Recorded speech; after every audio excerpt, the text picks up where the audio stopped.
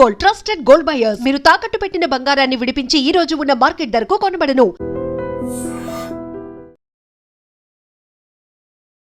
వేదిక ఉండాలి అనుకుంటే అది ప్రెస్ క్లబ్ అవుతుందా, అమరవీరుల స్తూపం అవుతుందా, అసెంబ్లీ అవుతుందా? ఏది వేదిక అని మీరు అనుకుంటున్నారు? ఇవన్నీ కాదు, తెలంగాణ భవన్కి వస్తానని అన్నప్పుడు ఎందుకు వెళ్ళలేదు అనే దాని మీద ఇంకో రకమైన చర్చ జరుగుతుంది. అసెంబ్లీ ఎందుకు వేదిక కావట్లేదు? ఈ తొండి మాటలు మాట్లాడడం బాగా అలవాటైపోయింది కాంగ్రెస్ వాళ్ళకి. జూపల్లి కృష్ణారావు గారు ఏమన్నారు, అసెంబ్లీకి రమ్మనకుండా ఈ లెక్కలతో మీ పార్టీ ఆఫీస్కి వస్తాను, ఎట్టి పరిస్థితిలో గేట్ దాటి ఒక అడుగు బయటకు వేసినా మేము మిమ్మల్ని ఇక్కడ అరెస్ట్ చేసుకొని తీసుకొని పోతామని. ముఖ్యమంత్రి ప్రభుత్వము, మంత్రులే ప్రభుత్వము, మంత్రుల ఆధ్వర్యంలో ఉండాల్సినటువంటి పోలీసులు మాత్రం మమ్మల్ని అరెస్ట్ చేస్తారు.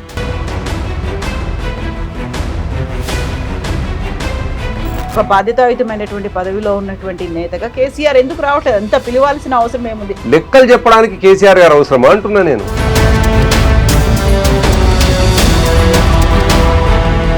కాంగ్రెస్ పార్టీ టెంపరరీ ముఖ్యమంత్రి 50 కోట్లు ఇచ్చి పిసిసి ప్రెసిడెంట్ కొనుక్కున్నాడు ఆయన అని చెప్పేసి.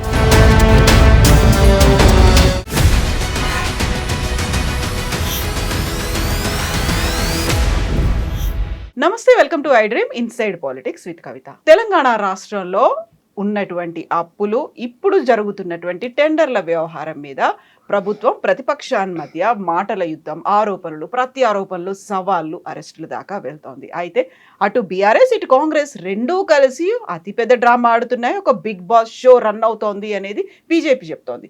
అయితే ఇక్కడ చెప్తున్నటువంటి లెక్కల్లో ఎవరి లెక్కలు కరెక్ట్ ఉన్నాయి, దేన్ని నమ్మాలి, ఎందుకని ఇంత తీవ్ర స్థాయిలో ఇప్పుడు యుద్ధం జరుగుతోంది, సవాళ్లకు వేదికలు ఎక్కడుండాలి? మనతో పాటుగా ఉన్నారు బీఆర్ఎస్ సీనియర్ పొలిటీషియన్, మాజీ ఎమ్మెల్సీ కర్ణి ప్రభాకర్ గారు. హలో అండి, నమస్తే. సో వేదిక ఉండాలి అనుకుంటే అది ప్రెస్ క్లబ్ అవుతుందా, అమరవీరుల స్తూపం అవుతుందా, అసెంబ్లీ అవుతుందా? ఏది వేదిక అని మీరు అనుకుంటున్నారు? ఇవన్నీ కాదు, తెలంగాణ భవన్కి వస్తానని అన్నప్పుడు ఎందుకు వెళ్ళలేదు అనే దాని మీద ఇంకో రకమైన చర్చ జరుగుతుంది. అసెంబ్లీ ఎందుకు వేదిక కావట్లేదు? డెఫినెట్గా అసెంబ్లీ వేదిక కావాలి. నిజానికి ప్రజాప్రతినిధులు ఉన్నటువంటి వాళ్ళు ఎమ్మెల్యేలుగా నిజానికి ప్రభుత్వ పక్షాన ఒకవేళ సవాల్ వేస్తే అసెంబ్లీకి రండి, అసెంబ్లీలో మాట్లాడదామని చెప్పేస్తే అర్థం ఉంటుంది. కానీ అది ఏం లేకుండా బాధ్యత తప్పినటువంటి ఈ ప్రభుత్వం ముఖ్యంగా ఫస్ట్ సవాల్ వేసింది ఎవరు? జూపల్లి కృష్ణారావు. ఆయన అసెంబ్లీకి రమ్మని చెప్పేసి అడిగి ఉంటే బాగుండేనేమో. అసెంబ్లీకి వచ్చినాడు, అసెంబ్లీలో వాళ్ళు అవకాశం ఇస్తారా ఇవ్వరా అనే తర్వాత విషయం. ఇస్తున్నారా ఇవ్వట్లేదా, ఇప్పటిదాకా జరిగిన తతంగం ఏంటి, వాళ్ళు మాట్లాడుతున్న సందర్భంలో మైక్ కట్ చేయడాలు, ఇవన్నీ కూడా మనం చూస్తూ ఉన్నాం. అయినప్పటికీ ఒక మంత్రిగా ఉన్నటువంటి వాడు బాధ్యతగా అసెంబ్లీకి రండి, మనం లెక్కలు తేల్చుకుందామని చెప్పేసి మాట్లాడాలి. అసెంబ్లీకి రమ్మంటే వెళ్ళట్లేదు అనేది ఇంకో గొడవ కూడా. నేను ఏమంటున్నానంటే, బట్టి విక్రమార్క కూడా అన్నారు కేసీఆర్ ఎందుకు రావట్లేదు.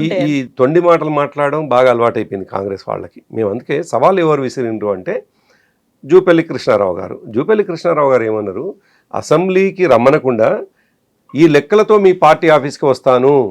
ఆయన ఫస్ట్ స్టార్ట్ చేసినాడు, మీ పార్టీ ఆఫీస్కి వస్తాను, మీ పార్టీ ఆఫీస్లో లెక్కలు ఏమైనా తప్పితే, నేను చెప్పిన ఏమైనా తేడా వస్తే నేను రాజీనామా చేసేస్తాను అన్నాడు. ఎస్, మేము బాధ్యత కలిగినటువంటి వాళ్ళం కాబట్టి తప్పకుండా పార్టీ ఆఫీస్లో వచ్చి కూర్చున్నాం. మరి ఎక్కడ పోయిండు జూపల్లి కృష్ణారావు గారు? జూపల్లి కృష్ణారావు గారు రాలేదు.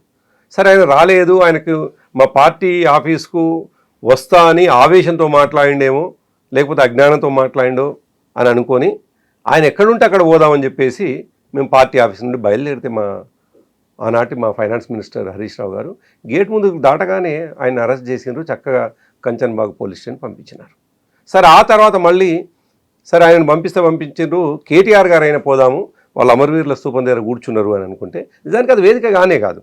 విచిత్రం ఏంటంటే ఎల్పీలో కూర్చుంటాడు కృష్ణారావు, వాళ్ళ మంత్రులు వచ్చి అమరవీరుల స్తూపం కాడ కూర్చుంటారు, మళ్ళీ ఎల్పీ నుండి ఆయన అమరవీరుల స్తూపం కాడికి పోతాడు.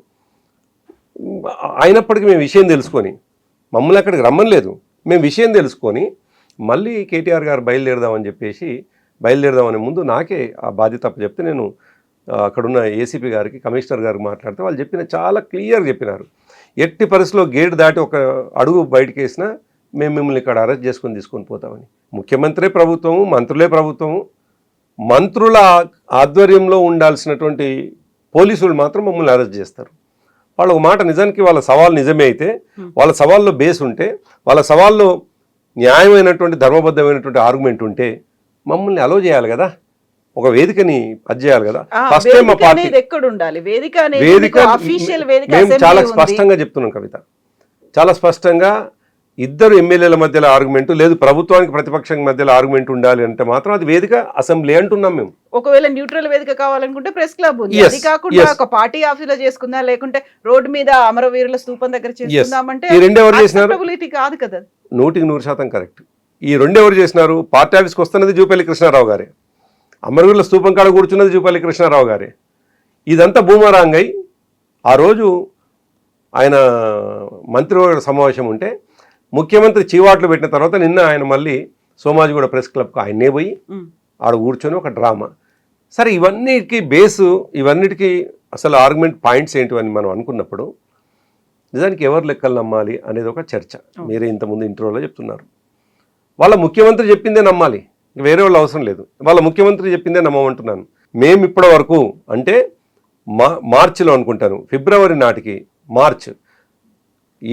ఈ సంవత్సరం మార్చి నాటికి రాష్ట్ర ముఖ్యమంత్రి అసెంబ్లీలో ప్రకటించినటువంటి ఆయన తీసుకొచ్చిన అప్పులు 3,47,000 కోట్లని ముఖ్యమంత్రి చెప్పినాడు. అసలు మరి అజ్ఞానంతో మాట్లాడుతుండా కృష్ణారావు, దేంతో మాట్లాడుతుండో అర్థం కావట్లేదు. 1,85,000 కోట్లు, 2 లక్షల కోట్లు అని చెప్పేసి ఆయన మాట్లాడుతూ ఉన్నాడు. ఈ రాష్ట్ర ప్రభుత్వం తెచ్చింది. మేము చెప్తున్నటువంటి విషయం కూడా కాగు లెక్కలు కాకుండా రిజర్వ్ బ్యాంక్ సంబంధించినటువంటివి అఫీషియల్గా. అంతెందుకు, సాక్షాత్తు ఈ రాష్ట్రం నుండి పోయినటువంటి బీజేపీ ఎంపీ రఘునందన్ రావు పార్లమెంటులో ప్రశ్న అడిగితే ఈ రాష్ట్ర ప్రభుత్వం చేసిన అప్పెంత అని చెప్పేసి అడిగితే అప్పుడు ఆనాడు చాలా స్పష్టంగా లెక్కలు ఇచ్చినారు.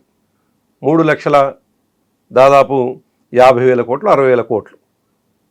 మరి అటువంటిది ఆ ప్రభుత్వం, ఇవాళ కేంద్రం ఉన్నటువంటి ప్రభుత్వం ఎంపీ చేసిన ప్రశ్నకు సమాధానం చెప్పింది. అది ఆన్ రికార్డా, లేకపోతే కాకి లెక్కలన్నీ రాసి, ఇంకా ఆయన విచిత్రం, ఆయన ఫైనాన్స్ మినిస్టర్ ఎట్లా పనిచేస్తున్నాడో అర్థం కాదు.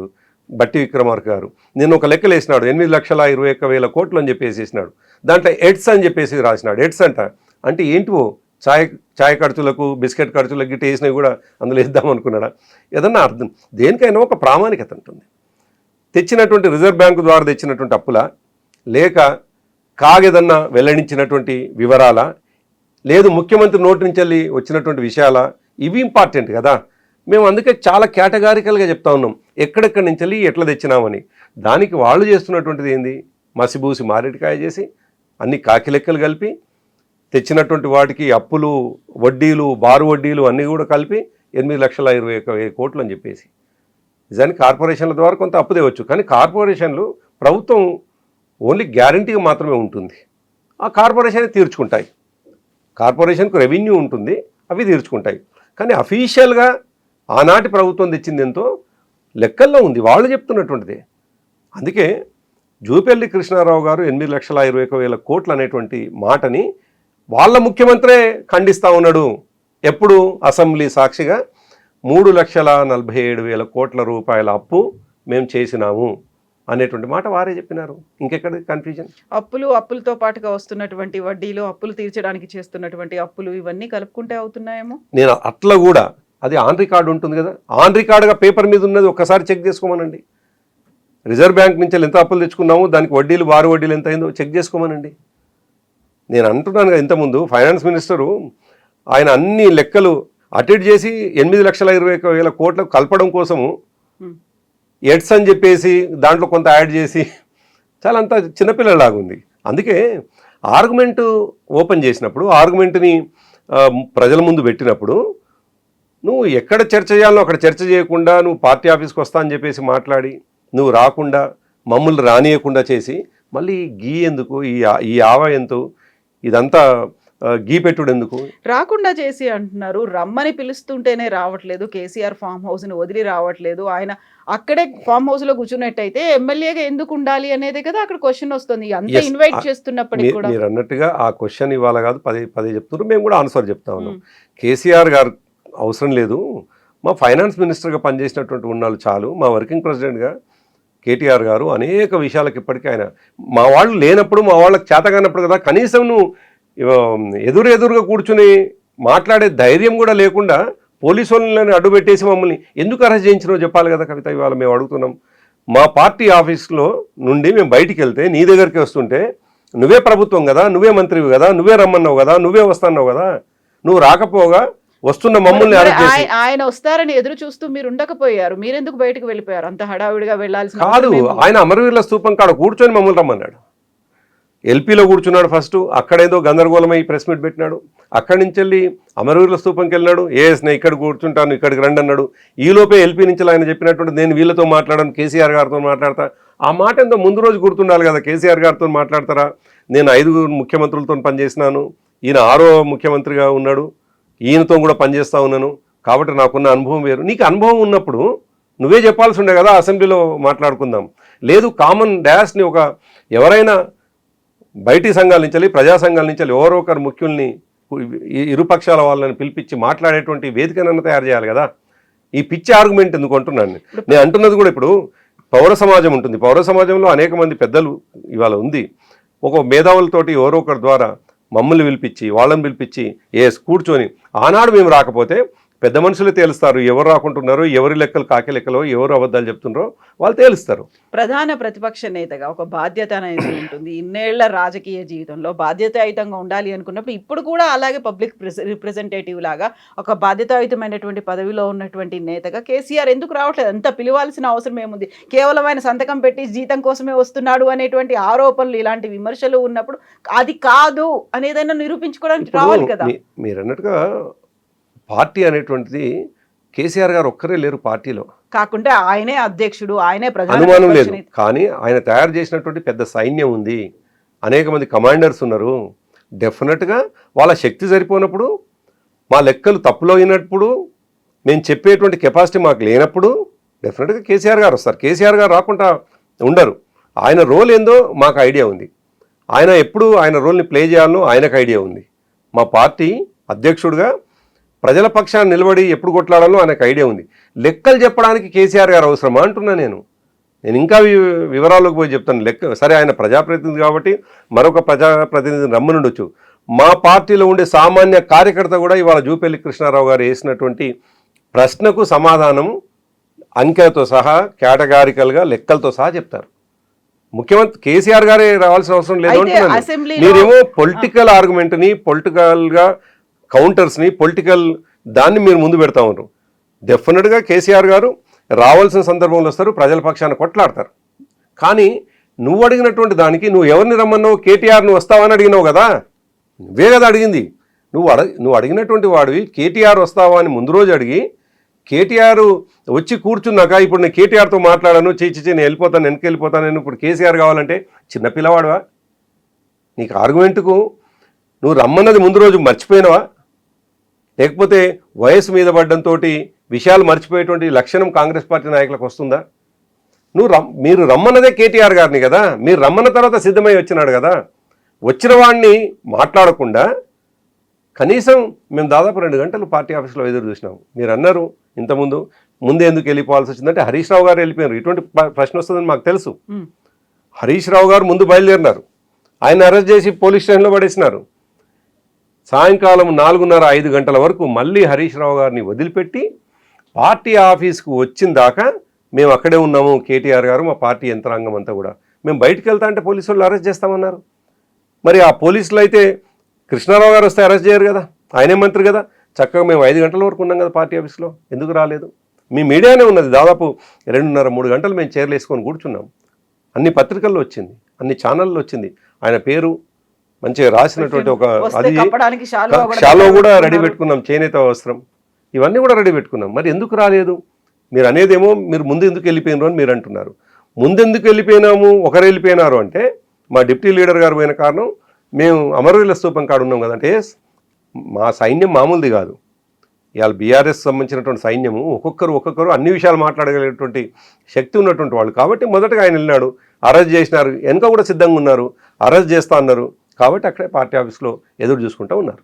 అప్పులతో పాటుగా గురుకులాలకి సంబంధించి ఆ టెండర్ల వ్యవహారంలో ఎందుకంత పట్టుదలగా ఉంది బీఆర్ఎస్ పార్టీ? అంటే పట్టుదల కాదు కవిత, నిజానికి పట్టుదల అనే కంటే కూడా మీరే అంటున్నారు, ఇప్పటికి 2 సార్లు అడిగినారు నన్ను, ఎందుకు కేసీఆర్ గారు రావటం లేదు, ప్రజల పక్షాన్ని ఎందుకు నిలబడటం లేదు అని.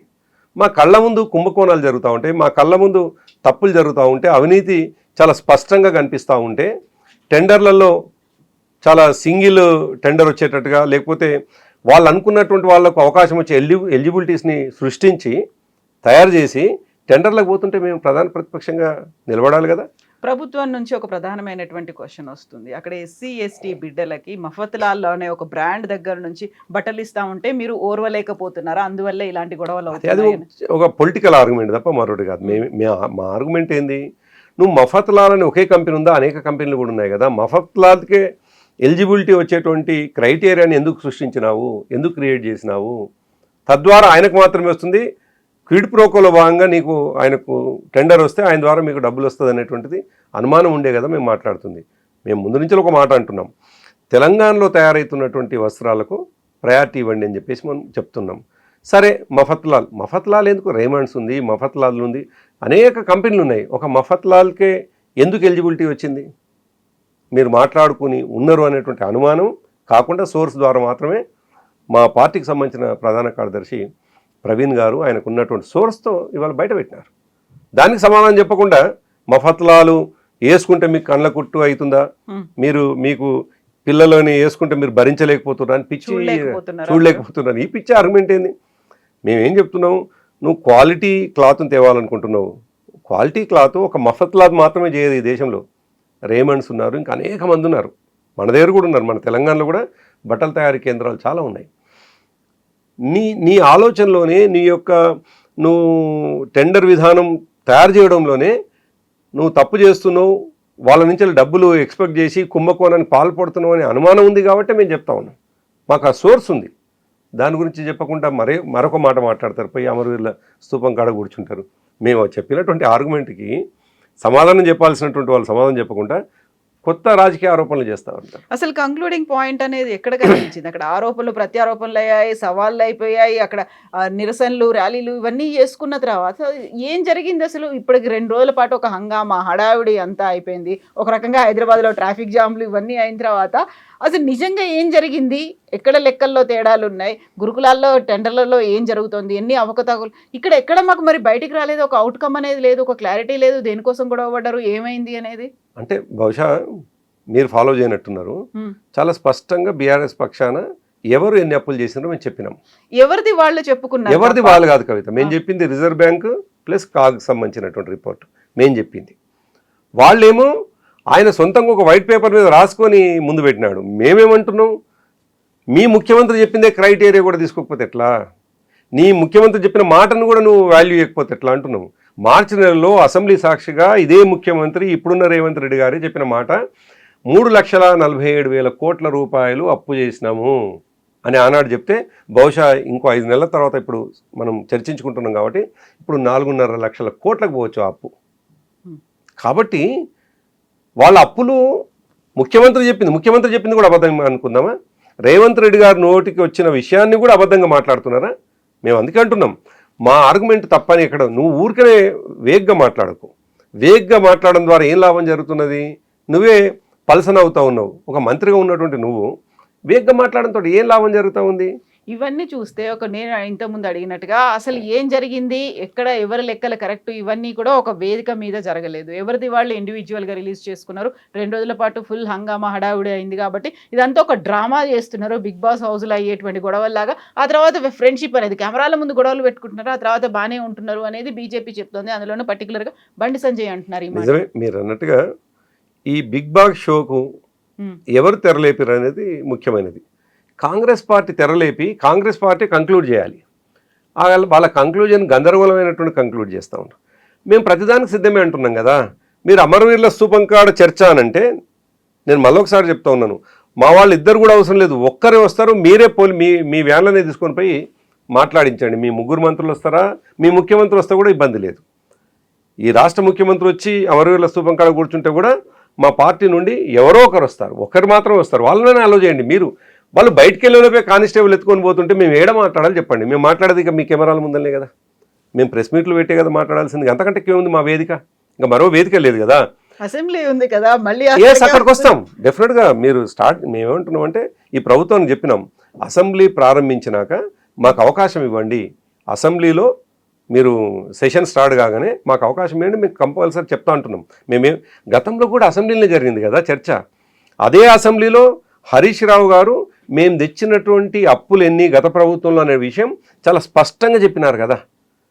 ఆయన పేరు కూడా కోడ్ చేసి బీజేపీ ఎంపీ అడిగినటువంటి ప్రశ్నకు పార్లమెంటే సమాధానం చెప్పింది అనే మాట కూడా చెప్పినాం కదా. సో మేము దేన్ని డీనే చేయట్లేదు, దేని నుంచి కూడా పారిపోవటం లేదు.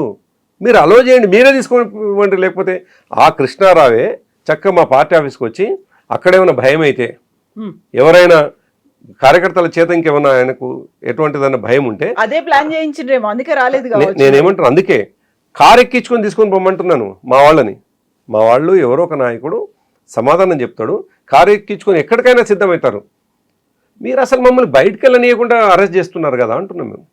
నిన్న డిప్యూటీ సీఎం భట్టి విక్రమార్క ఒక మాట అన్నారు, నా ప్రధాన ప్రతిపక్ష నాయకుడి హోదాను కూడా తొలగించేలా అప్పుడు మీరు అందరినీ మెర్జ్ చేసుకున్నప్పుడు కూడా ప్రతిరోజు నేను అసెంబ్లీకి వచ్చాను. ఇప్పుడు అదే హోదా ఉన్నటువంటి కేసీఆర్ ఎందుకు రావట్లేడు? మీ వాళ్ళందరినీ ఏం ఉంచుకోలేదు, ఆ తర్వాత మీకంటూ ఒక పొజిషన్ అనేది ఉంది, ఉన్నప్పటికీ కూడా దే ఆర్ ఇన్వైట్ చేసినప్పుడు కూడా వెళ్ళట్లేదు. అందులోనూ తన బాధ్యత అనేది ఉంది, దానికోసం కూడా ఎందుకు వెళ్ళట్లేదు?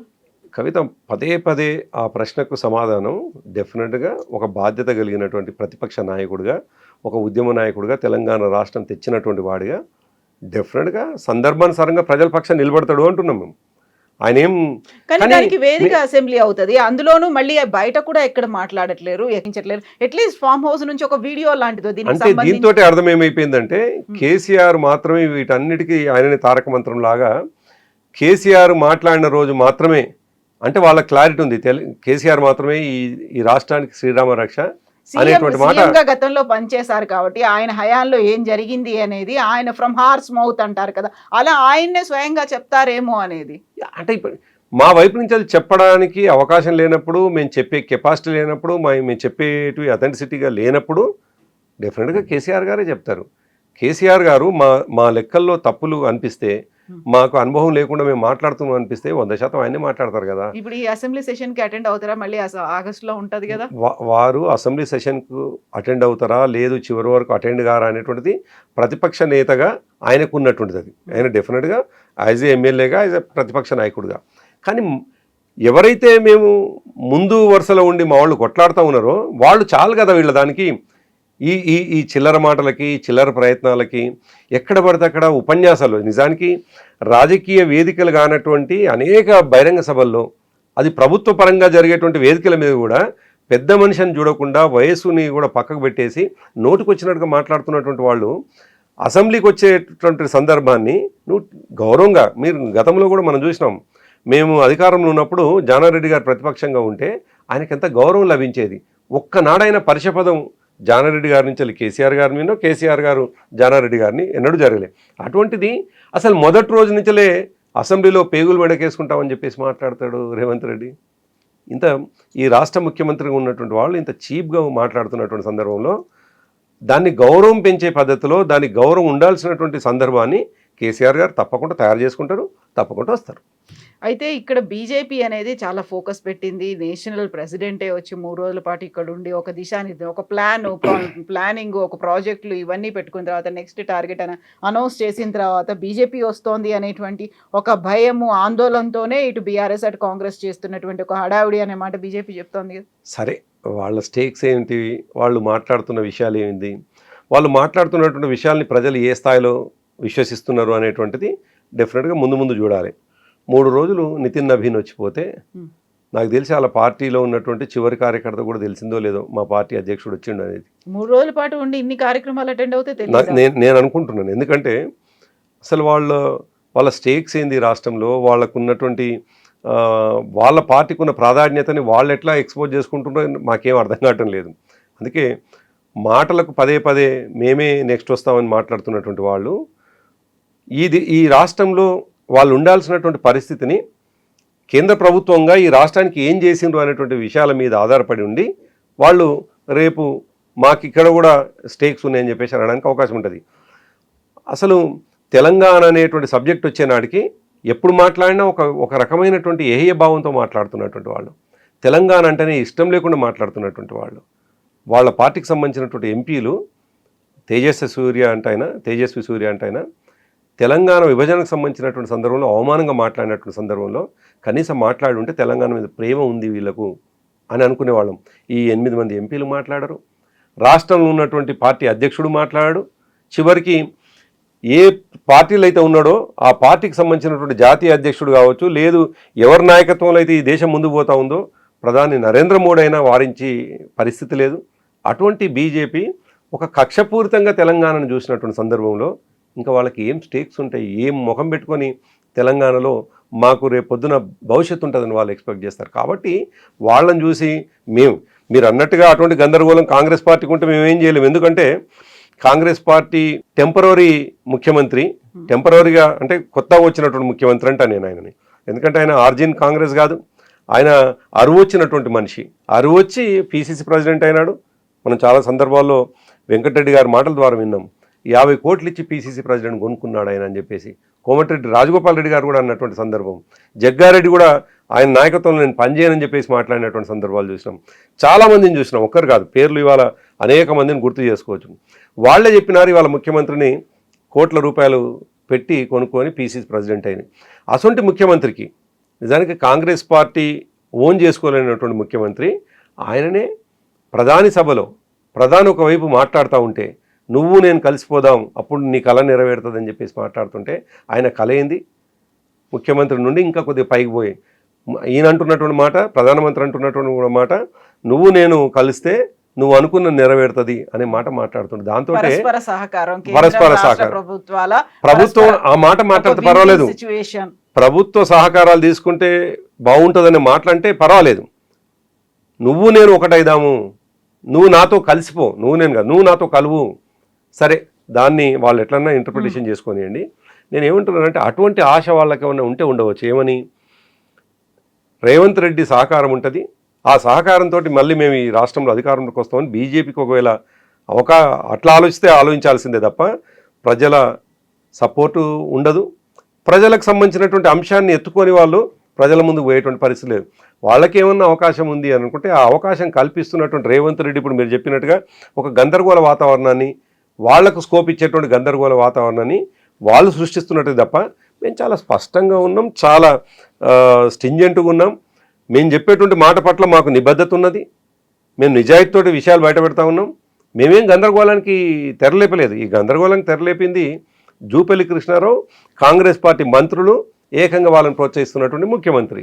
ఇప్పుడు గందరగోళాలు ఇవన్నీ లేకపోయినప్పటికీ ఇంకొక విషయంలో మాత్రం గందరగోళం ఉంది, క్లారిటీ మిస్ అవుతుంది. టీఆర్ఎస్కి సంబంధించి తెలంగాణ రక్షణ సేన కాకుండా టీఆర్ఎస్ వద్దనేటువంటి అభ్యంతరాలు ప్రజల నుంచి వచ్చాయి అన్నదానికంటే బీఆర్ఎస్ వాళ్ళే నాయకులు కార్యకర్తలే ఒక అభ్యంతరాలని వ్యక్తం చేశారు. తీవ్ర స్థాయిలో ఫిర్యాదులు కూడా వెళ్ళాయి. కాబట్టి దాన్ని హోల్డ్ చేసింది, అది రాకుండా చేసింది ఎలక్షన్ కమిషన్ అనేది. అందులో మీ పాత్ర ఎంత ఉంది?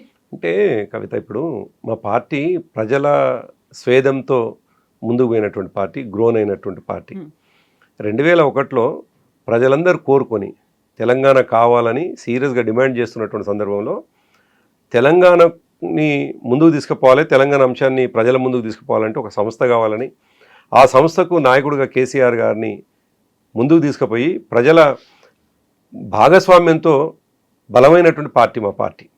డెఫినెట్గా ఒక ప్రత్యేక పరిస్థితులు మాత్రమే మేము టీఆర్ఎస్ నుండి బీఆర్ఎస్గా ఇవాళ తెలంగాణలో జరుగుతున్నటువంటి అభివృద్ధి ఈ మోడల్ దేశం మొత్తంలో ఉండాలి అనేటువంటి ఆలోచనతో ఆనాడు ఒక ప్రయత్నం చేసినాం బీఆర్ఎస్గా.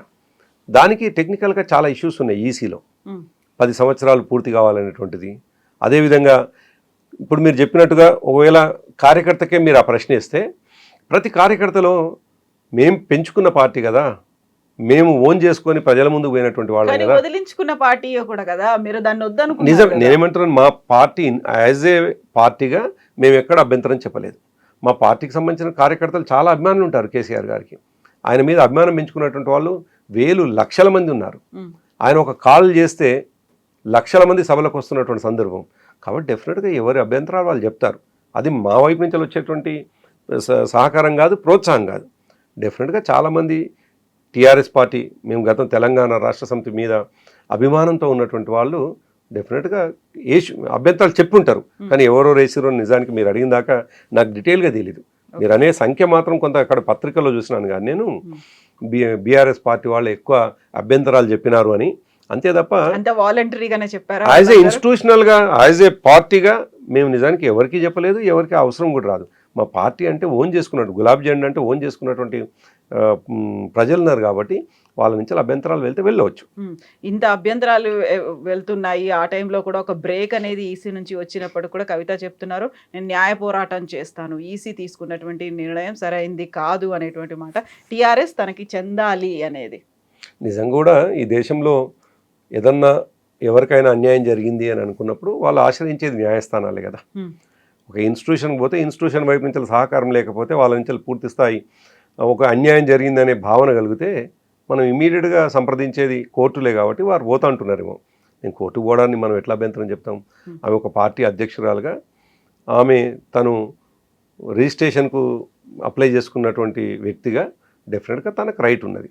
సరే, కోర్టులు ఆమె వైపు ఎంత నిలబడతాయి, ఆమె ఆర్గ్యుమెంట్ని ఎట్లా సమర్థిస్తాయి, ఆమె ఆర్గ్యుమెంట్ని వ్యతిరేకించేటువంటి ఈసీ ఏ పద్ధతిలో మళ్ళీ అదిస్తుంది అనేటువంటిది మనం ఏది చూడాల్సింది తప్ప ఆమె కోర్టు కూడా పోయేటువంటి నైతిక హక్కు లేదు అని మాట్లాడడానికి నాకు నైతిక హక్కు లేదు. ఇప్పుడు వాలంటరీగా అయినప్పటికీ కూడా కేసీఆర్ దగ్గర ఉన్నటువంటి క్యాడరో, కార్యకర్తలో, అభిమానులో ఫిర్యాదులు చేశారు, అభ్యంతరాలు వ్యక్తం చేశారు కాబట్టి ఈసీ అడ్డుకట్ట వేసింది. బట్ అట్లీస్ట్ కనీసం అన్న ఇప్పటికన్నా మనం బీఆర్ఎస్ నుంచి టీఆర్ఎస్కు మార్చుకుందాం, ఇంకా పేరు అట్లాగే ఉంది అనేటువంటి వాళ్ళ దగ్గర నుంచి కాల్స్ రాలేదా మీకు? ముందు నుంచే మీరు అన్నట్టుగా ఆమె టీఆర్ఎస్ అనేటువంటి పేరు పెట్టుకునే కంటే ముందే చాలా కాలం నుంచి 2 years నుండి మేము ఓడిపోయిన నుంచి చాలా సీరియస్గా ఉంది నిజానికి. మా కార్యకర్తల నుంచి ఉన్నది.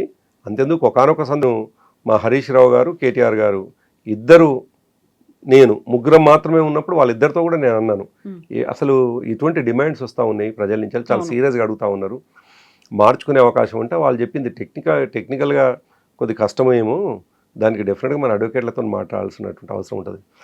ఇప్పుడు నేను విలువిచ్చినటువంటి అభిప్రాయం మా కార్యకర్తలు అందరిలో ఉంది నిజానికి. ఈ విషయం అర్థం చేసుకునే కవిత ఎందుకో ఆ ఎన్నికల్లో పార్టీ పెట్టే ముందు ఆమె మమ్మల్ని డిస్టర్బ్ చేయాలనేది తప్ప, నిజానికి ఎవరైనా పార్టీ పెట్టుకుంటే ఆమె లక్ష్యము, ఎవరి లక్ష్యమైనా వ్యక్తి లక్ష్యము అధికారం వైపు పోవాలి, తమ లక్ష్యం వైపు ఉండాలి.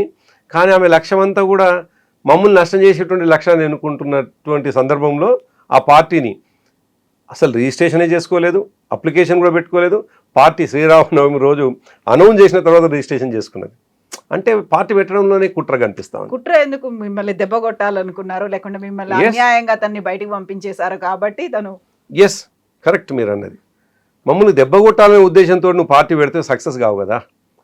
మేము దెబ్బతినడం కాదు ఆమెది.